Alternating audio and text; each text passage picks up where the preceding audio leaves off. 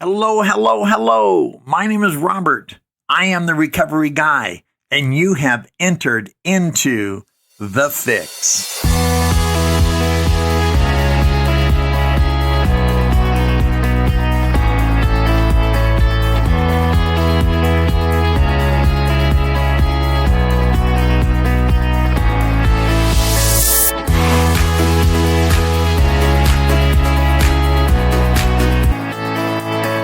Good evening. My name is Robert, a recovered alcoholic. Like so many of us, when we come to the rooms of Alcoholics Anonymous, if anything, we're alone. And we're so fellowship starved, we're just hoping that somebody or something will make a difference in our life. And often we never forget the people that we meet along the way. And some are real people that we're still friends with, and some people are as if they were there. They were there, but they weren't in our location, and yet they were still carrying the message. And when I was taking my 90-day chip, this person was taking their 10-year chip. And you know, we look and say that it's the quality, not the quantity, but quantity has a quality all its own. And if that doesn't get you to thinking, then nothing will. Applause line. There we go. Or laughter line.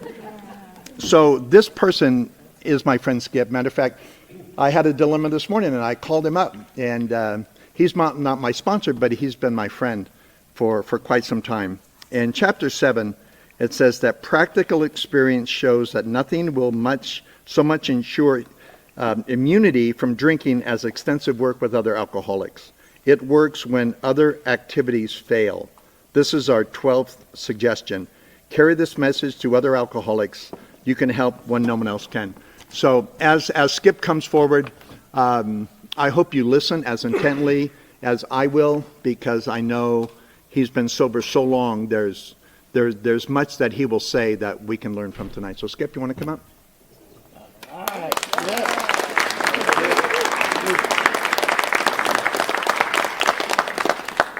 Before we get started, I know a few of the faces, but I don't know y'all.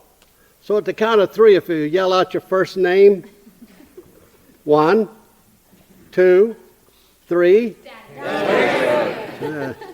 Great to meet you. My name's Skip, and I'm an alcoholic. And I came here tonight to share a little bit of my alcoholism and a little bit of my recovery. Who here got up before 6:30 this morning? Well, you have more sobriety than I do, because I really take this a day at a time. I have to apologize to Jason, because I told him, I forgot to send down that memo that would tell everybody, if you come early, bring your big books, I will sign them for you.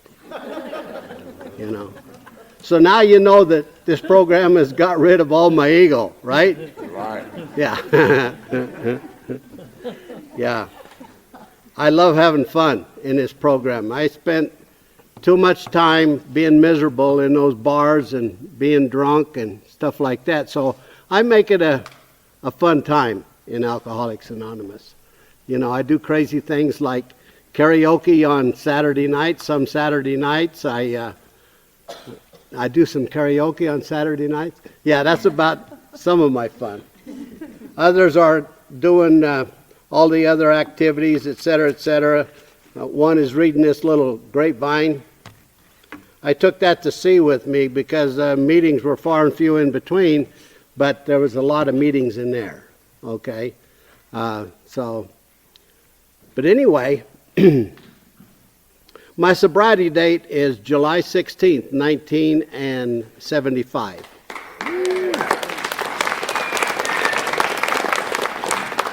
Now, having said that, I know what you newcomers are thinking, and maybe some of your old-timers too. You're thinking, how the heck can somebody that good-looking be alcoholic? Right? Yeah. It was a pretty easy thing.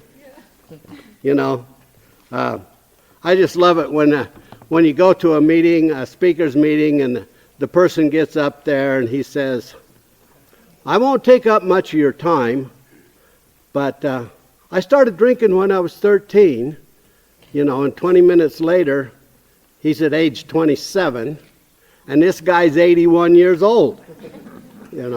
I promise I won't do that. But I started drinking when I was 13. I just had my 81st birthday. But I won't bore you with that. My alcoholism commenced at age 15 or 13. It did start then. The scene was up in Pocatello, Idaho. It was my husband of my sister of my stepdad's. Now that's a mouthful, but he owned the Joker up there. It was a bar, and he was selling that out. So we all went over to help him move. And in doing so, after they got through, he had a bunch of beer left in his kegs and stuff, and he was passing it around to all the grown-ups. And then he said to my mom, he said, "Can Skip have one? He's worked hard, So, and my mom reluctantly, she said, "Okay." Boy, those were magic words. I took that. I took another one. I think I took another one. I don't know. I don't remember a lot after I started drinking, but I know that I didn't drink normally. I drank to oblivion. And my drinking was characterized by that for the next 20 years. Okay? Every time I drank, it was always to escape, get out of here, And I didn't know I was doing that. I thought I was just having fun. But laying in the gutters is no fun, And I woke up there a few times.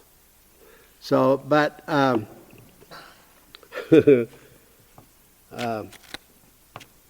I was, at 15, I had, my folks had moved from Aberdeen up to Boise. And so they left me stay down there with my stepdad's parents for until the end of the summer because I was working. And but right in the middle of summer, in July, I had a nasty accident. I was a passenger in an old 53 Ford. And at that time, they didn't have no padded dashes. And so when we hit the back end of that old Studebaker pickup, I bounced off the windshield and bit a hole in the dash. And I lost my 4 front teeth.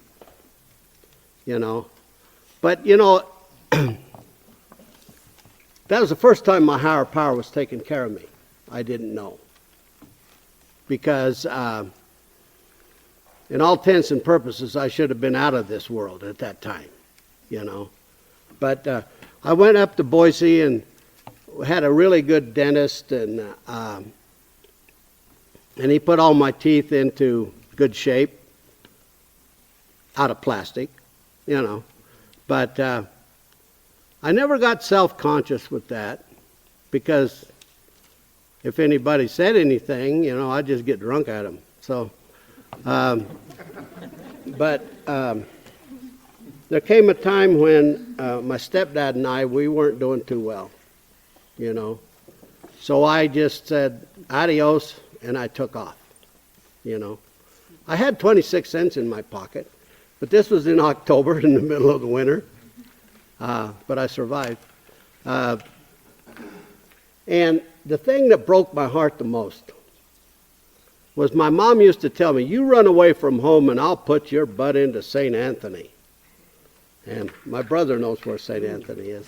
That's a boys' home up there in Idaho. And I'm still looking over my shoulder. I guess she didn't love me. No.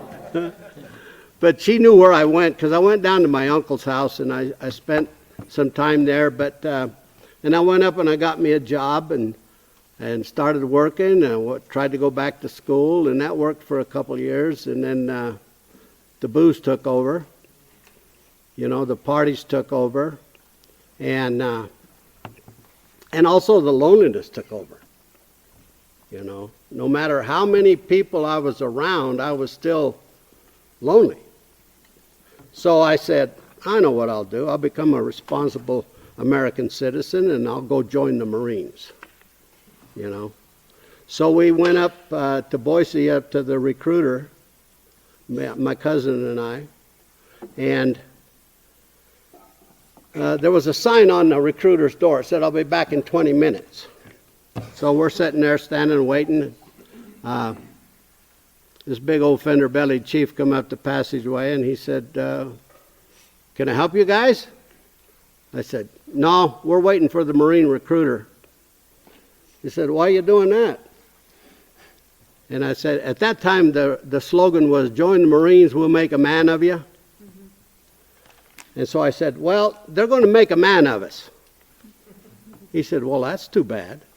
I said, what do you mean? He said, well, in the Navy, we only take men. I said, well, sign me up, you know. That started my Navy career, you know. And it was pretty good. You know, all these kids were crying and missing mama and stuff like that, but I'd already had about 3 years on my own, so I knew what it was all about. Some old boy got up before us and cooked us breakfast. They give us clean sheets to sleep on, a brand new mattress, some brand new clothes. You know, I said, I think I'll stick around here for a while, you know. And so then we got onto our ship and things started happening as far as my booze did. I found out that I wasn't a normal drinker like everybody else, you know. I would drink to oblivion and the next day people would say, God, you drink a lot. Well, I don't drink any more than you. Yeah, you do, you know. So I got to thinking, you know, these guys, you know, they didn't wake up in the morning with remorse. You know, they were getting ready to get with the day, but, you know, I woke up with that remorse. And plus the girls wouldn't talk to me until I had before I had 2 or 12 beers, you know. They would talk to me then, but you know, it was still a lonely place. So I decided that, here's where my ego got stung. I had about 12 girlfriends up in my hometown that I wrote to, and one girl from Salt Lake that I'd met through my cousin up at my hometown. None of them wrote me except her. So I said, well, they must have went out and got married or some darn thing. But anyway, I convinced that lady that she should marry me, you know, and she did. And, you know, the drinking wasn't so much. We lived for division parties because after all the partying was done and there was leftover food, there was leftover beer and stuff like that, so they'd give it to the married guys. So we didn't, you know, we weren't making too much at that time, so, but it gave us an opportunity to drink. And, you know, over the course of time, the drinking started up again, more and more and more, until I got to the point to where I said, you know, I really got to be responsible, so what I'm going to do is we're going to have a kid, and that will really make me responsible. You know, so we had our first daughter. And then shortly after that, this was like in 66.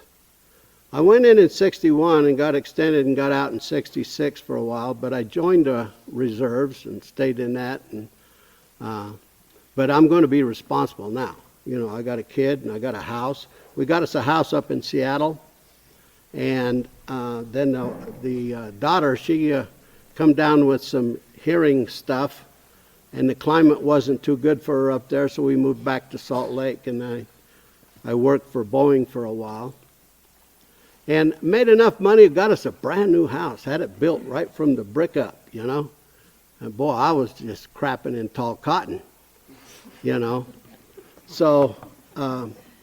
But then the drinking started again, you know. And so I said, I bet if I become more responsible that it'll stop, you know. So we had our second daughter. She's sitting right over there. And then we had her, but I didn't see her for about 4 days after she was born because I was out drinking and stuff like that. And, but then the wife said, you know, this is enough. That's enough out of you, you know. And so we went to the, she went to the judge and said, you know, I need to divorce this guy. We was in divorce courts. We also drank our house away. I did. You know, we was into bankruptcy, all kinds of stuff. So I said, to heck with all you guys. You know, I know where I'm wanted. So I went back in the Navy. And luckily enough, the wife followed me, along with my 2 girls. And, you know, the drinking slowed, you know, and I've become responsible. I got onto a nice ship, and but then it started increasing again, you know. So one day I'm walking across the hangar bay, and my captain, he says, Lamar, you're a damn fine sailor when you're sober. So you either get sober or you get out. My first thoughts are, God, if I get out, how am I going to be able to buy beer? You know? So I said, okay. He said, we've got a 2-week CAC program that you can go to. It'll, you know, they give you all the insights and outs of alcohol and alcoholism and stuff like that. I said, okay. You get me off the ship for a couple of weeks, I'll do that. So I go over there and I meet this guy, and he gives the intake on me, and he didn't give me a chance to say that I was alcoholic. He told me I was alcoholic. And he said, if you continue drinking like you are, you're going to die. And he said, I could probably write the story on when you're going to die. You know. He said, I won't be too far off from dates. I said, okay, I'll take your class, you know. So I signed the papers. We had to go there every day, you know, sit through the lectures and stuff like that. And then that son of a gun caveated it with, oh, we go to Alcoholics Anonymous every night. And at that point, I was deathly afraid. Because my opinion of Alcoholics Anonymous was that's where you old drunks went to die. You know. So here I am. I've been pronounced alcoholic. Now I have to go to Alcoholics Anonymous so I can die. You know. So I walked into my first meeting down there in San Ysidro, California. And mind you, I was dragging my chin on the ground because I was so depressed and stuff. But, you know, you people weren't dying. You were laughing, having a pretty good time about it, you know. So I sat through the meeting and I heard some words, you know, but it was kind of like, you know, in the Peanuts cartoons, when the adult speaks, you know, all you hear is murmur, murmur, murmur. That's what I was hearing out of you people. So the next night I heard some more. And then we went to different meetings and I heard some more. And I had this big old person stand up and he told me, he said, I'm your sponsor. And in those days, that's what they did. They didn't say, go get a sponsor. And even today, I implore everybody who sees a newcomer, don't tell them to go get a sponsor. Grab them by the hand and show them what a beautiful program this is. You know, you might save their life. Because if they were anything like me, if old Frenchie had not have got up and said, I am your sponsor, I'd have probably been dead by now. You know. But he led me through this program. Kinda. Because I got enough sobriety under me that I turned hip, slick, and cool. You know?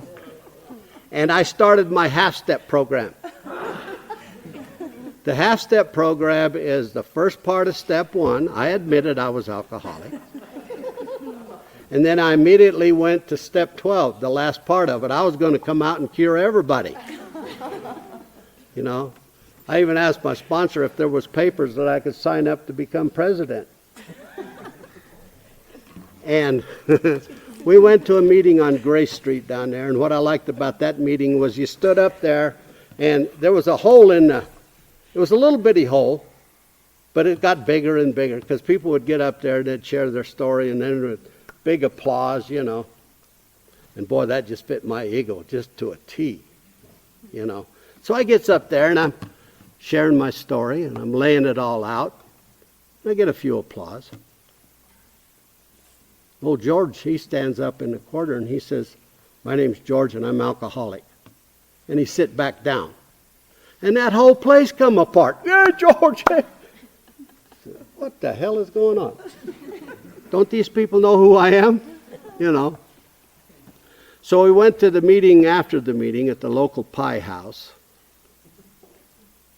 You know, and I questioned my sponsor. I said, "Frenchie, how come, you know, I get up there and I lay everything out and get a few applause, and old George stands up and says his name and sits back down and the whole roof comes apart?" He said, "You egotistical SOB." He said, "That's the first thing George has said in about 6 months." Mind you, I was eating banana cream pie. But it sure got humble. And it didn't taste very good. But I decided at that point, hey, if I was going to use this program, it would save my life. You know, I had that, I don't know, spiritual awakening, they call it? or spiritual persuasion. How about that? You know. So then I decided to get into the steps. You know, and now, coming from Idaho, I ain't all that smart. I am smart, but, you know, big words kind of trip me up. So I had to not only go through the steps, but I had to go through the dictionary. I had to learn what defects of character was. I had to learn what shortcomings are, you know.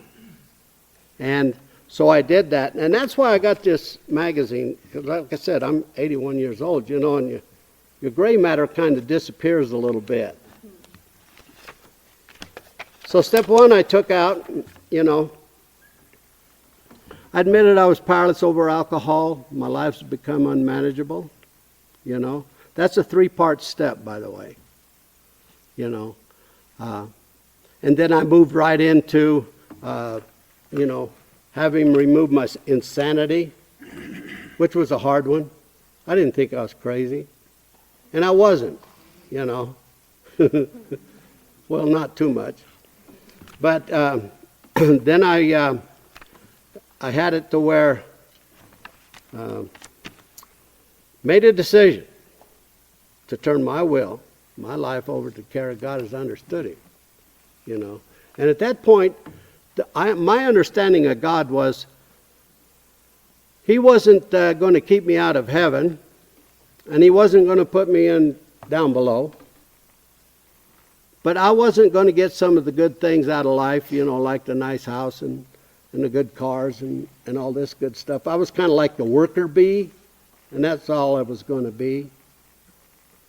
But I learned different later, you know.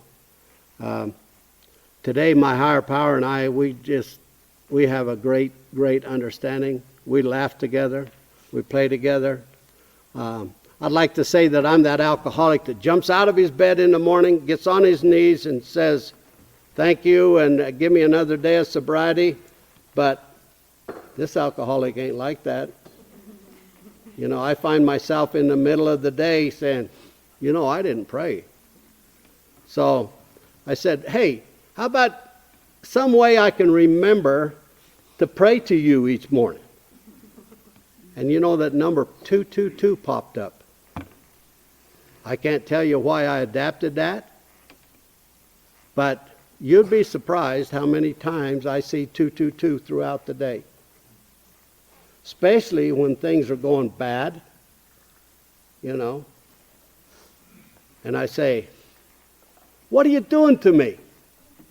He says, "Some days you just tick me off," you know. So, but when I see that 222, I immediately make that conscious contact with my higher power and say, you know, where are we at and what are we doing?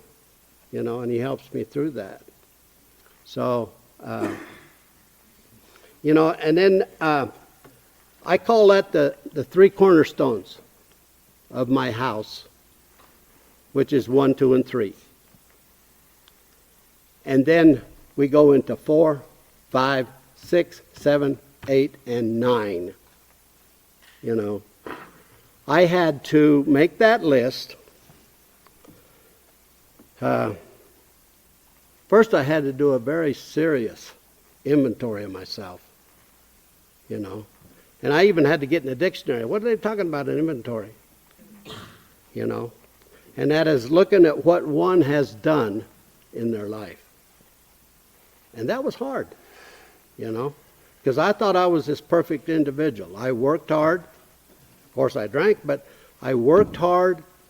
You know, I was kind to my fellow man. I was raising 2 daughters. Well, the wife was raising them, actually. The things that get bad, I'd jump on that haze gray thing and go west, you know. But anyway, then I go to 5, you know. And I had to admit to God, to myself, and to another human being, the exact natures of my wrong. And let me tell you, that was not an easy chore. But I muddled through it, you know, and that took us into 6, you know. And in 6, I had to look up that word defects, you know. And what that told me was those things that prevent us from doing our best in life, you know. So I really had to take a look at that one, because I know I wasn't up to my potential. You know, those little eagles that the military puts on your arm was starting to fly away. So, and in the 7, the shortcomings. What's a shortcoming? You know? And it's defined as not reaching one's potential. Now, I know I had a lot of potential, but I really didn't know how to exercise it. Okay? So, then I had to make a list of all the persons we had harmed and become willing to make amends to them. And some of them I was able to make amends. Some of them had already passed. And I had a big resentment with my dad. He left when I was 3 years old. Never knew him. But we did find out through Army records that he died of alcoholism. And when I was growing up, boy, I hated that son of a gun. I hated my name, you know. But later, and I'll tell you later what happened with that as a result of this program. Okay? Anyway, made my amends to the best of my ability. Then I moved into 9, where I made amends wherever possible. And in the beginning, it was whenever. My sponsor said, it don't work like that. He says, wherever, which means that sometimes I had to go out and I had to search them and I did that, you know, to the best of my ability. There's still some out there probably that, you know, but the beauty about this program is you can go back through it and you can continue it and you get better and better and better, okay? So I call 4 through 9 as all my fixtures in the house. The walls, the doors, the doorknobs, etc., okay? And then we move into 10, 11, and 12. And those are my maintenance steps for this program, Okay. 11, which tells me, continued to take personal inventory, and when we were wrong, promptly admitted it. Well, I thought I'd have done all that. But you know, today I know when I'm wrong. Because the hair on the back stands up. And I know at that point that I need to make amends for whatever it was that I was doing, to who I was doing it to. And I don't hesitate. Okay? I get it done quick. Because if that festers, then I could make it your fault. You know, that's my alcoholism. You know, I got 2 diseases today. I got alcoholism, I've got alcoholism. Alcoholism is that disease about 90 days, maybe 6 months, maybe a year. It says, hey, maybe you're really not alcoholic. You know, and back out we go. You know, so don't listen to that. You know, you'll know when it pops up. You know, I've witnessed people with 25 years on their way to their birthday meeting over in Hawaii. They stopped by the ABC store just for a drink, and they showed up drunk. You know,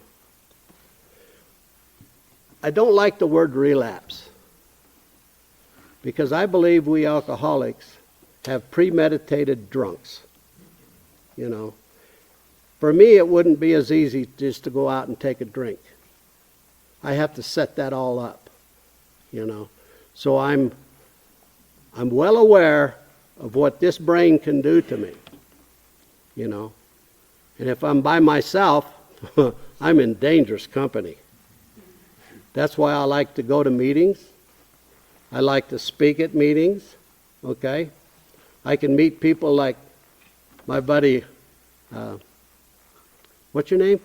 Yeah. Robert's a cool guy. Yeah. We have a lot of fun together. But anyway, where was I? You know that one thing that I skipped over was the insanity. You know, we have to admit that we're insane. I said, no, wait a minute. I'm not insane. But yes, I am. When it comes to booze, I'm definitely insane. Okay? All the times that I drank, I went in for one. I don't know who the hell that guy was that ordered the second one. But it ended up drunk, you know. Anyway, continue to take personal inventory. And then we sought through prayer and meditation, not medication, okay, to improve our conscious contact with God as we understand Him. You know, understanding your God, that's something you have to do. I don't advise you to understand my God because it wouldn't work for you. Same as my program. You know, I can share tidbits of my program, but if you did your program like I do, you'd probably be drunk. You know, so you've got to search out. You've got to work with your sponsor. And if you don't have a sponsor, come see me after the meeting. I can hook you up.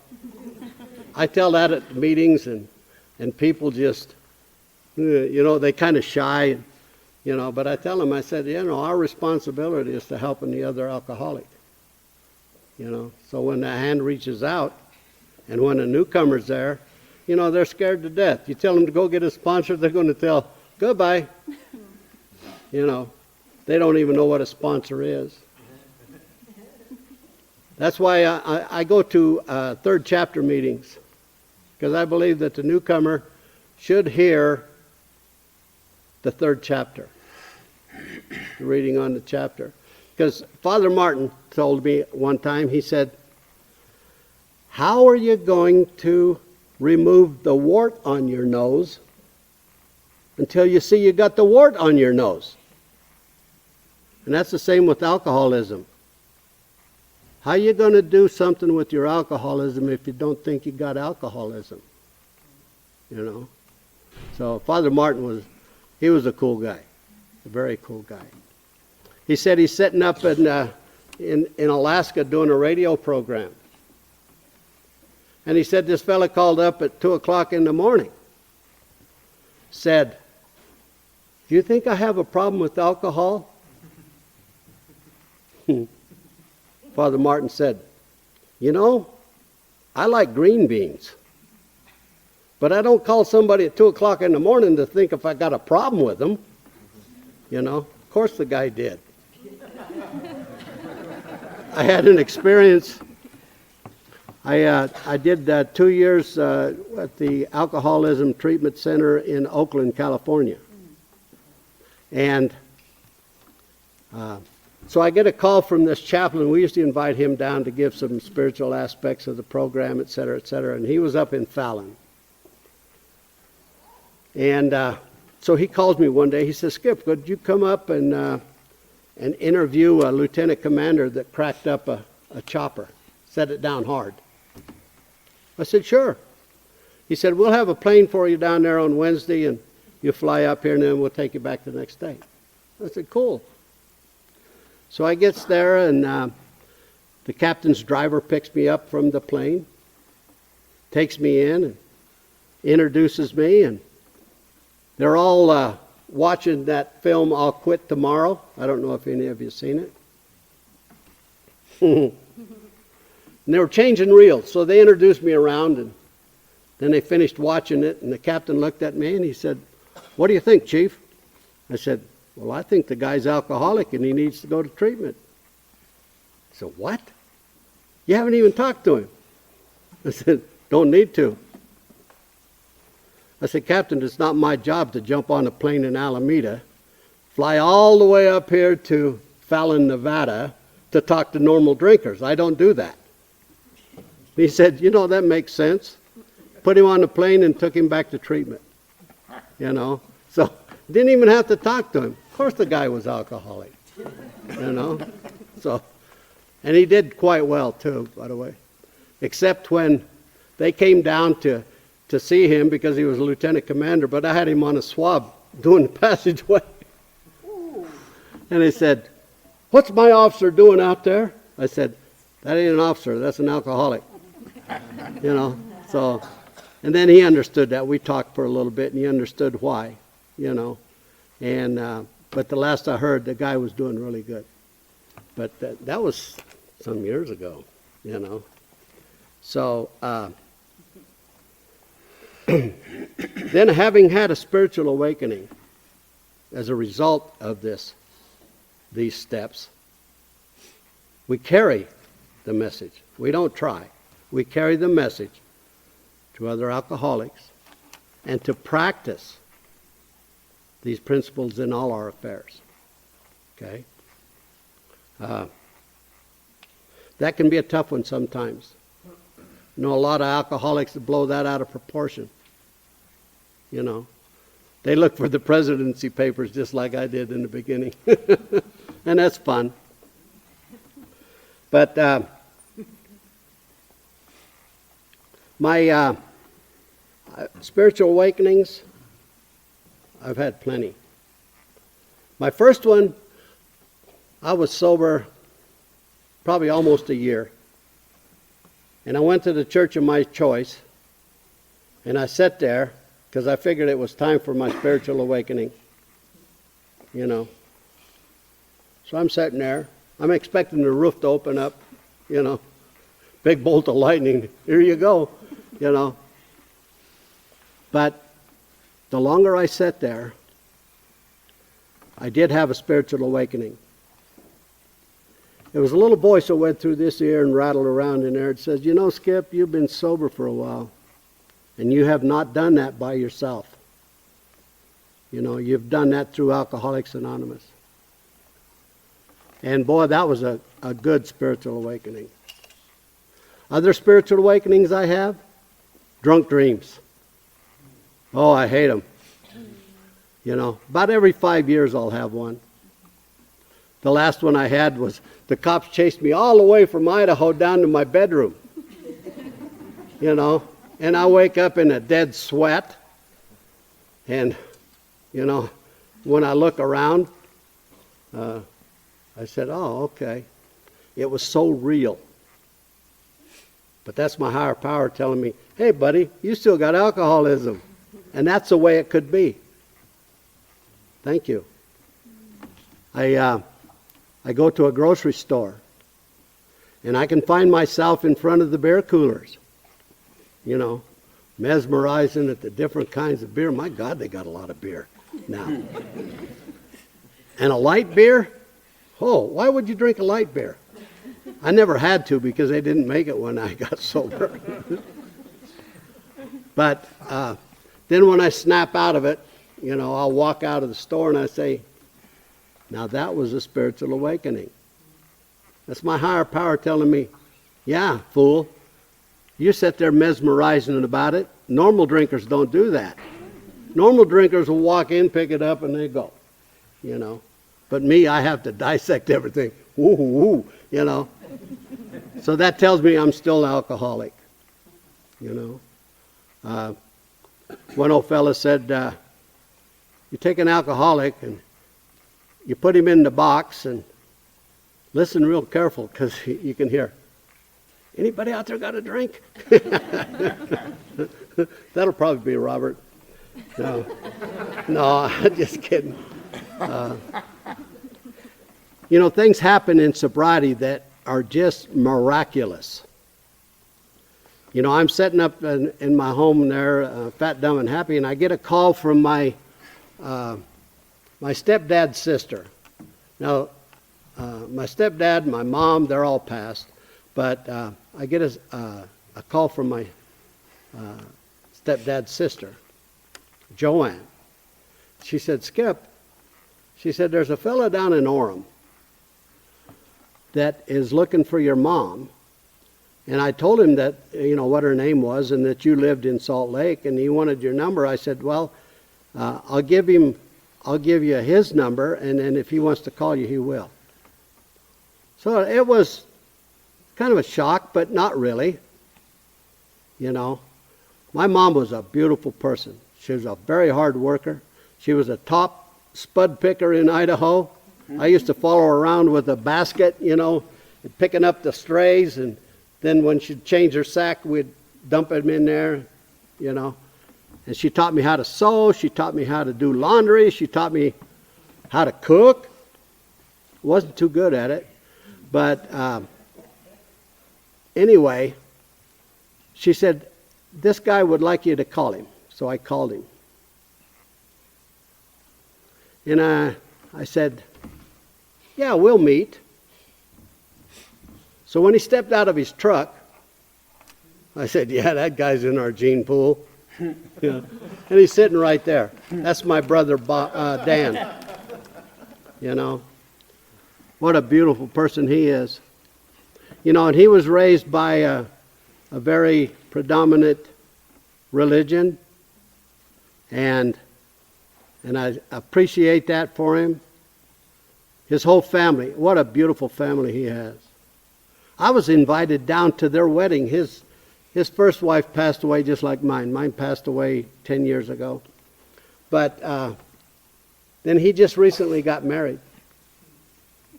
And I was able to sing at his wedding. Yeah. Oh, did I tell you I do karaoke? I even got me a karaoke machine last Sunday in the mail. You know, I love it. But anyway, yeah, Dan is a beautiful person. And his youngest invited me down for their baptism for their younger daughter. Oh, man, what a beautiful ceremony. So I'm a mackerel snapper myself, you know, because the wife, she was born, and she was a cradle Catholic, and so I just kind of went with that. I didn't get baptized until I got sober. Can you believe that? What a heathen. Yeah. But, you know, I didn't know much about that stuff. But what a beautiful ceremony that was. And I don't know why, but they like me. His whole family likes me. Probably because I'm so damn good looking. I don't know. But where was I at? Oh. I found out at that point that my mom had given Dan away at birth. Now, she's up in Idaho. She's a single mom and got 2 kids. And she was on state aid. And the state told her, said, if you have any more kids, well, you get off of state aid. So she had no alternative. But, I don't hold that against her. Because that's not my business, believe me. And I'm not that powerful.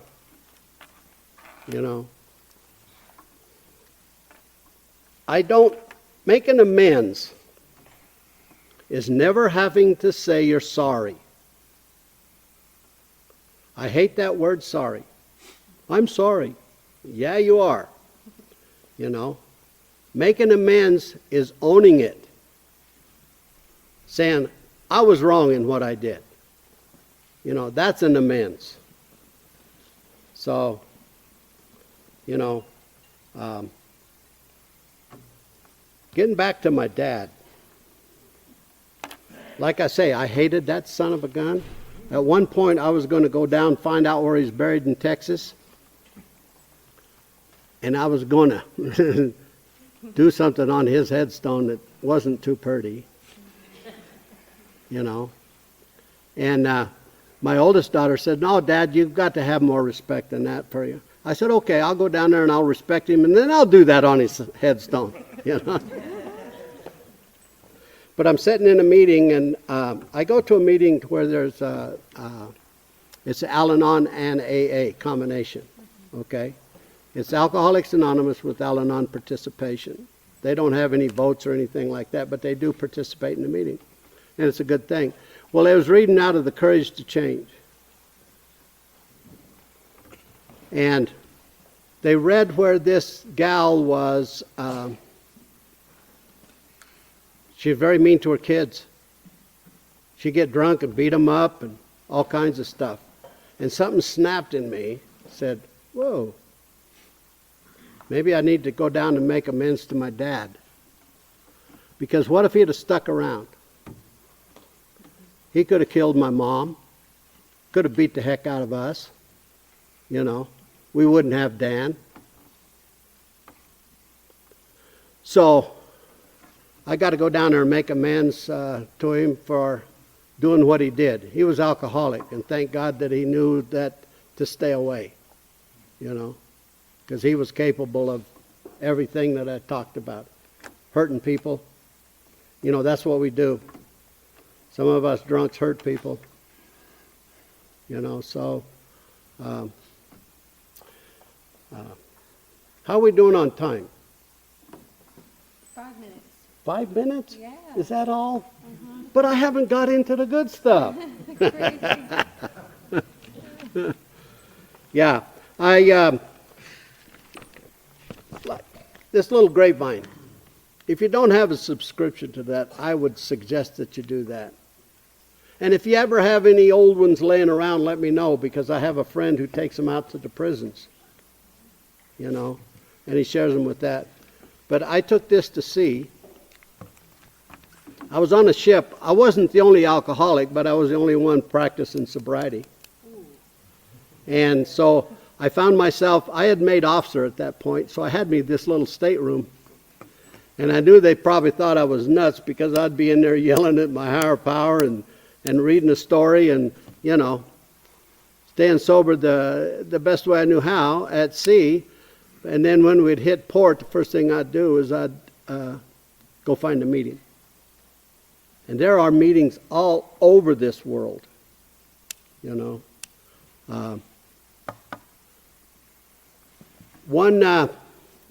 One thing that we did just recently, last year, my sponsor and I, my sponsor is Tom D. I don't know, maybe some of you might know him. Now, Tom D has less time than I do. But I tell him all the time, I get him for 2 reasons. One, I like his quality of sobriety. And 2, it looks good on his resume. He tells me all the time, Skip, don't share that at the meeting. I said, oh yeah, that's the first thing I do, you know. But we have fun. He lives down in New Mexico right now, and he travels back between there and Texas. So, and he comes up here for like doctor appointments and stuff like that, because they used to live in Salt Lake. And it's a joyous time. You know, the people you meet in this program, like Robert was saying, they are just like us. So it's easy to get to know them, and it's easy to get to love them. You know, I'm a hugger. I love hugs. But nowadays there's people that say, I don't want a hug. So I don't give them a hug. I give them an extra hug. You know? Yeah, that characterizes me. I hope you come here tonight and learn something. I really appreciate you having me down here, you know, because this does me sobriety, you know. Each morning I put out a blurb. I'm up to about 85 right now of people that I'll take something out of the book or out of my head or someplace, you know, and I'll just put it down, and then I send it off at about 6:30 in the morning. I do that Monday through Friday, and then I have a fellow alcoholic up in there, Happy Jeff, I call him, and he does it on the weekends. So he gives it to me, and I just pass it on to everybody else. But, you know, that tells me I'm not alone. And that's the thing that I strive for, you know. Look at you. You want to see a miracle? Do you want to see a miracle? Tomorrow morning when you wake up, if you're sober, go to the mirror and look at one. Okay? Because we are all miracles, believe it or not. I knew my program was working when I looked at that old drunk on the park bench. Instead of saying, look at that old drunk, I say, but for the grace of God, there I am. You know, we're all there. We're about, what? Yeah, that distance away from a drunk. Anyway, thank you very much, and I hope you got something out of it. I know I did. Thank you.